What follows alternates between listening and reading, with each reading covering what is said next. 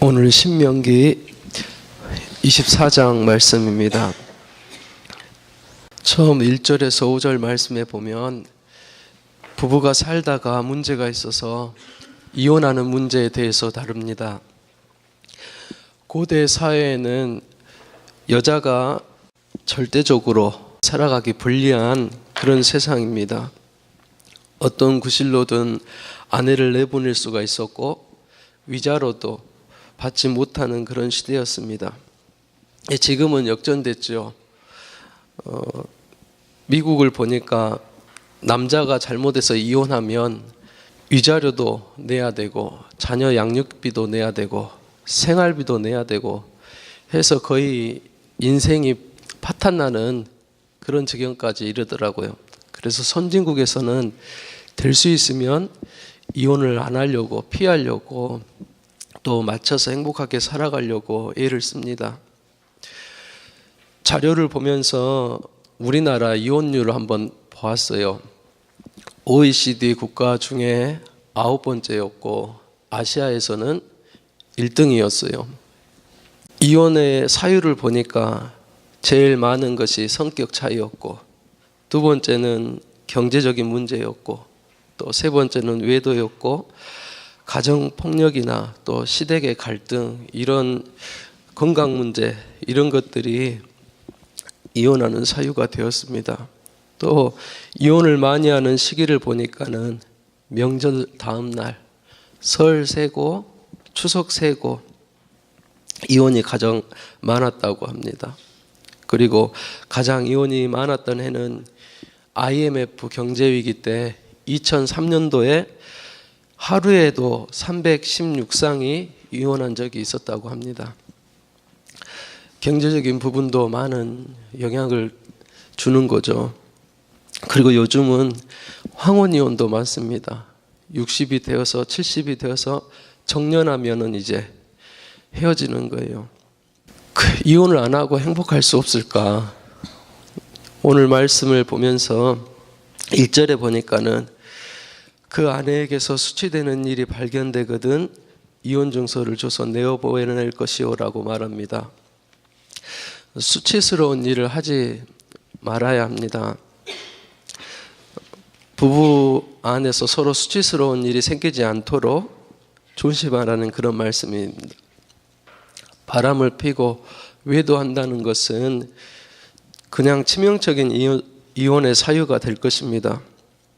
그런데 유대인의 율법서를 보니까는 여자가 음식 맛을 잘 내지 못해도 그것이 수치스러운 일이다라고 이혼 사유가 된다라고 그렇게 되어져 있더라고요.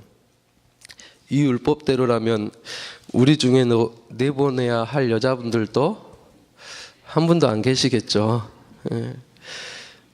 또 1절 후반절에 보면 그를 기뻐하지 아니하거든이라고 합니다. 그러면 이혼 증서를 주고 자기 집에서 내보낼 것이요라고 말해요. 남편이 그 데려온 아내를 기뻐하지 않았다는 것은 무엇입니까? 그 아내가 남편을 기쁘게 하지 못했다는 그런 말입니다. 남편들이 집에 늦게 들어오는 이유가 있어요. 아내들에게도 문제가 있다는 거예요. 저희 동기 목사님 중에 한 분도 교회에서 기도 많이 하고 또 늦게 들어가요. 신방하다가 그것을 얘기해요. 가정에 가면 아이들 양육하는 것이 힘들고 쉬지 못하고 계속 집안일을 도와야 되니까 그렇다고 해요. 우리 세대 사람들이 그렇죠. 집에 들어와도 본체 만체 무관심하고 또 종일 잔소리하고 그러니 집에 들어오는 것이 기쁘지 않습니다. 출근할 때 퇴근할 때 따뜻하게 맞아주고 또 신경 써서 음식도 해주고 아내들은 이렇게 일하고 스트레스 받고 지친 남편들을 잘 감싸주고 용기를 불어넣어서 남편을 기쁘게 해주어야 합니다. 어떤 글을 보니까 이런 글이 있어요. 훌륭한 아내는 저녁에 폐잔병이 되어 돌아온 남편을 다음날 아침에는 용기백백한 나폴레옹으로 만들어서 내보내는 아내다, 이런 글이 있더라고요. 저는 나름대로 많이 공감하고 은혜를 받았어요. 남편을 기쁘게 하는 것이 아내가 스스로 행복을 만들어내는 길이고, 또 그 기쁨과 행복이 자기의 것이 된다는 그런 말씀입니다. 5절의 하반절에 보면 이제 그 취한 아내를 즐겁게 할지니라 라고 말씀합니다. 가정의 행복 혼자 만드는 것이 아니에요. 서로 도와서 함께 만듭니다. 아내는 남편을 기쁘게 하고 남편은 아내를 즐겁게 하라고 합니다. 남편은 아내를 즐겁게 하려는 그런 마음만 있어도 아내를 행복하게 해줄 수 있다는 것입니다. 작은 것, 잠자기 전에 오늘 하루 고생했어 하고 발을 주물러 줘도, 또 식사 후에 정말 잘 먹었다고 말 한마디라도 인사를 꼭 하는 것, 고맙다고 사랑한다고 문자로라도 말을 남기고 표현을 하는 것, 또 퇴근길에 좋아하는 과일을 사든지 또 꽃 한 송이만 사도 아내는 그걸로 행복해합니다. 큰 것이 아니라 작은 거더라고요. 그리고 가끔씩 더 잘하려면 청소도 하고 밥도 하고 또 설거지도 해주면 더 좋아할 것입니다. 이렇게 부부가 관심을 갖고 기도해주고 또 수치스러운 일은 하지 않고 예의를 지키고, 아내는 남편을 기쁘게 하고 남편은 아내를 즐겁게 하는 것, 그것이 바로 행복한 가정을 만드는 부부의 윤리가 됩니다. 주변에 어려운 부부간에 있다면 돌아보고 또 관심을 갖고 기도해 주는 일이 필요합니다. 요즘 청년들 많이 결혼 안 하잖아요. 그런데 이혼하는 율은 높아요. 작년 2016년도 올해 통계는 안 나왔는데 작년에 9만 6천 쌍이 이혼을 했더라고요. 그 15년대는 11만 5천 쌍이 이혼을 했어요. 그만큼 많이 이혼을 하고 헤어진다는 그런 말이죠. 살기 어렵고 또 힘드니까 서로 지쳐있고 그래서 싸우고 이렇게 갈라집니다. 우리 주변에 부부간에 그런 어려운 가정들이 있다면 기도하고 도울 수 있는 일이 무엇인지 찾아보는 일도 중요할 것 같습니다. 그리고 자녀들도 부모들을 위해서 또 어렵고 힘들 때 더 기도하고 부모들을 신경 쓰는 것도, 돌아보는 것도, 관심을 갖는 것도 중요할 것입니다. 6절 이하에 보면 가난한 자에 대한 그리스도인의 윤리에 대해서 또 말씀합니다. 담보물에 대해서 얘기를 해요. 맷돌의 전부나 그 윗짝을 전당 잡지 말라라고 그렇게 말씀합니다. 맷돌은 무엇입니까? 그날 저녁에 해먹을 음식을 하는 기구예요. 가족의 생계를 위협하는 일이에요. 그것을 뺏는 일은. 그래서 그것을 피하라라고 그렇게 말씀합니다.